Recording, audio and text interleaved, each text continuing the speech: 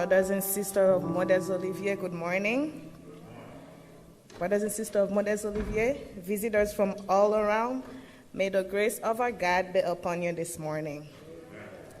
I hope you all are excited to be here today in the presence of the Lord. Like King David says, better is one day in your house than 1,000 elsewhere. I would rather be a doorkeeper in the house of my God than dwell in the tent of the wicked. Our message for today is entitled, It is Never Easy.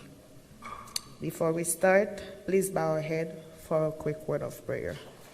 Our Father in heaven, we want to thank you for everything you have done for us. Thank you for this wonderful day you have put for us today. Please bless us. May this message be in our heart. In Jesus' name I pray. Amen. It is never easy. What does it mean when it's never easy? I mean, there's a lot of things. Life is not easy. School is not easy. Working is not easy. But before we start, I want you guys to open your Bible to Matthew 16, verse 24.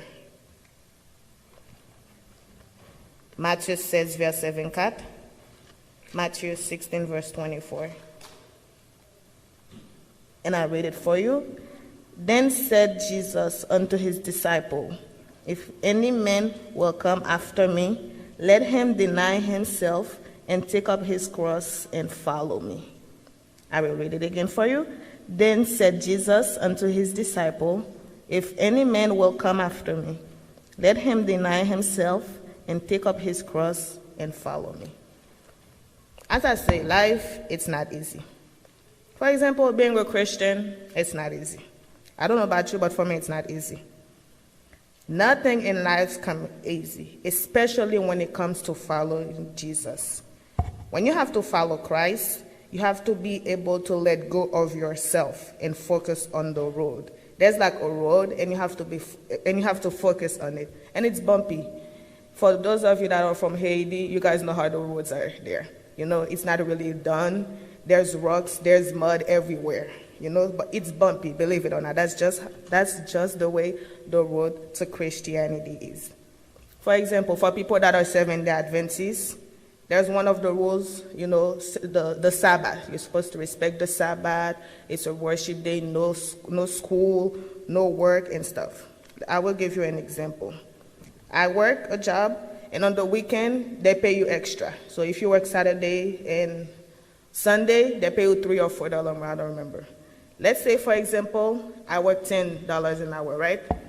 On Sunday, I go to work, I say $10. Let's say there's $3 more, that's $13 more an hour I make. Let's say I work 8 hours that day.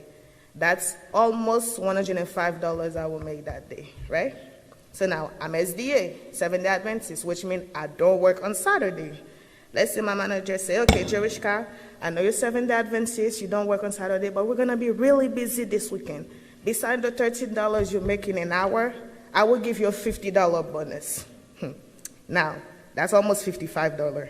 Now, I have bills. I tell people I have bills, they laugh at me. I do have bills to pay.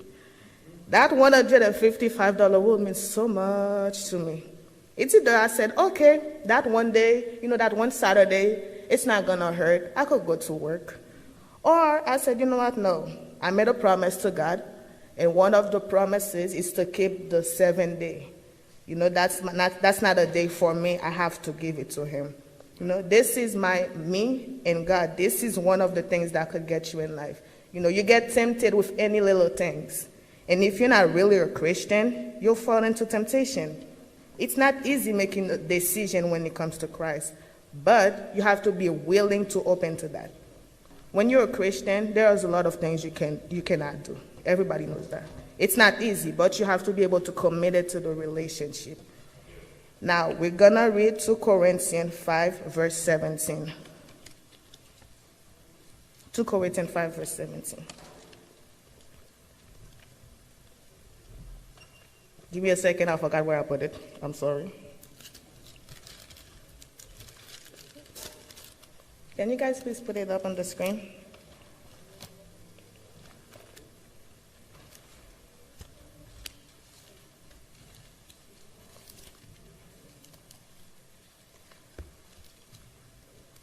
Okay, 2 Corinthians 5, verse 17. And it says, therefore, if any man be in Christ, he is a new creature. All things are passed away. Behold, all things are becoming new. When you're in a relationship, you have to make commitment. It's the same with Christ. The bad behavior you used to do, it has to change. It says, if you want to follow him, you have to let go of yourself. The person you have to let go of it and follow him. For example, I know some guys, they are willing to go to the gym, have abs for a girl that probably doesn't even want to date them. But then, when it comes to Christ, you're not willing to make change in your life. The girls, you guys go to Cassandra to do your hair, pay every other week to get your hair. Yet, when it comes to worshiping the Lord on Saturday, you refuse to do these things. If you want to move forward with your relationship with Christ, you have to leave those things behind. You have to be able to change yourself. If someone did something horrible to you, I know us Haitian, it's hard to forgive people. It's hard for me to forgive people too. But sometimes you have to let it go. If you want to follow Christ, you have to let go of these people. If you used to be addicted to alcohol and drugs, you go to AA meetings, there are these things for that, and you have to be able to leave them in the past, follow Christ. You used to go to parties, to the club every weekend. You could let them go and follow Christ. Instead, read your Bible, ask God to help you. Being a Christian, as I say, it's not easy. But day by day, you have to be committed to move forward with Christ. And he'll be there for that. He says that himself. He'll be there for you.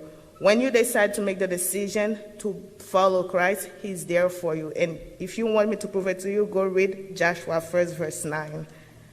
Josué 1, verset 9. And it says, have not I commanded thee? Be strong and of a good courage. Be not afraid, neither be you dismayed, for the Lord thy God is with thee whatsoever. He made that promise. He said he'll be with you every step of the way. So the same way, you can believe me when I say I'm your friend, I'll always be there for you. The same way you can believe somebody said they'll always be there for you. Why don't you believe God? Let him come in your heart and show to you that he'll always be there for you. Our last verse of the day, it's found in Psalm 27, verse 10. And I will read it for you. It says, when my father and my mother forsake me, then the Lord will take me up. Whoever it is that's stopping you from following Christ, you have to let them go. Whether it's your parents, you have to stop and let them go. Your friends, your family, you have to be able to pick up your cross and follow him. Whether it's job, school, whatever it is in life, you have to be able to leave these things behind, pick up your cross and follow him. You keep on saying, I want to be a Christian, but it's hard. It's not easy. But if you don't let go of yourself, you have to start within your heart to be able to be a Christian. Every weekend, you come to the church every day, and then during the week, but how are you a Christian? You have to be able to show it and follow Christ. I don't know about you, but I'm trying really hard. I know I have some bad behaviors, and I'm changing it because I want to be able to make that decision to follow Christ. When you make that decision, you have to be willing to open your heart to pray and say, God, I wanna have this wonderful experience, you know. If you need somebody to pray for you, the church is here for that, you know. Sometimes you do need the prayer, the strength to be able to continue. You might be discouraged sometimes, but you have to know that God is with you. He will put people in your path to help you get to the road. Days by days, I ask God to give me the strength to help me be able to survive the road, because it's hard. It is hard being a Christian, but you can do it. You put God first in your life, and you will be able to do it. I don't want to stay on the earth. I've worked so hard. I know I've had experience, and I know that it's not easy. I don't want to do all this work and still stay on this earth. So I'm going to be picking up my cross and carry it. Struggle for a little bit, but I know that I have the eternal life. It's either that, or I could have the fun now for a little bit and struggle for eternal. The decision is yours, brothers and sisters. So whether you have to be able to decide to pick up that cross, go to Golgotha, and be able to follow Christ. I will see you in heaven.